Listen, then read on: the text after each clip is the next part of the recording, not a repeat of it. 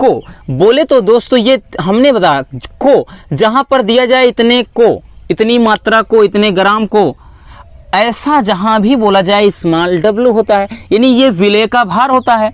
अब विलेय क्या है हमने बताया, जिसको किसी चीज में घोलो विलेय और जिसमें घोलो विलायक। तो विलेय का भार कितना दिया है फ्रेंड्स, ये दिया है 5 ग्राम,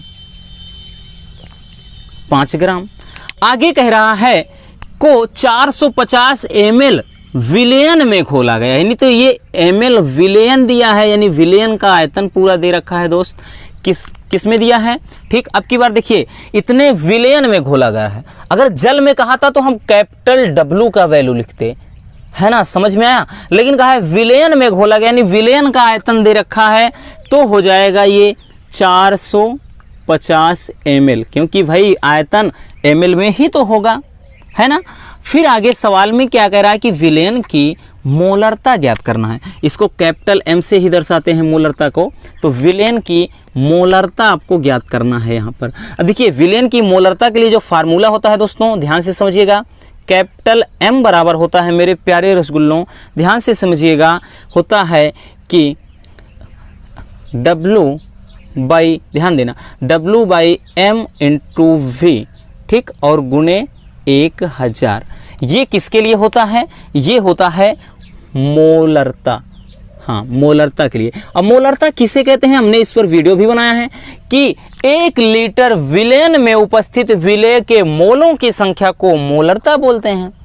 1 लीटर, देखिए ये जो होगा दोस्तों, यहाँ पर ये जो होगा हमेशा ml में होगा, तभी यहाँ पर 1000 होता है, अदरवाइज यहाँ पर 1000 नहीं रहेगा जब यहाँ पर लीटर में लिखेंगे। लेकिन फार्मूला हमेशा यहाँ पर यही वाला रखना है, ठीक है ना, 1000 लगा करके, क्यों, जो भी दिया रहेगा हमेशा ऑल टाइम ये ml में ही दिया रहेगा। तो चलिए इसके मदद से हम मोलरता निकाल लेते हैं। तो इसमें क्या हो जाएगा दोस्तों, मोलरता कैपिटल M से दर्शाइए। यहाँ पे विलेय का भार कितना दिया है, कितना दिया है 5 ग्राम, और M, भाई साहब M का तो मान दिया ही नहीं है, तो क्या करेंगे, अरे कुछ नहीं, चलिए सिंपल तरीके से निकालते हैं।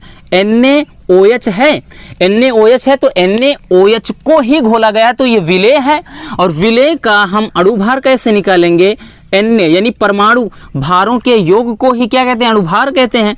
तो Na सोडियम कितना होता है, परमाणु क्रमांक 11, परमाणु भार 23 होता है दोस्तों, प्लस ऑक्सीजन का परमाणु क्रमांक बात करें तो 8, लेकिन परमाणु भार कितना होता है, 16 होता है, और हाइड्रोजन का परमाणु भार कितना होता है, 1 होता है।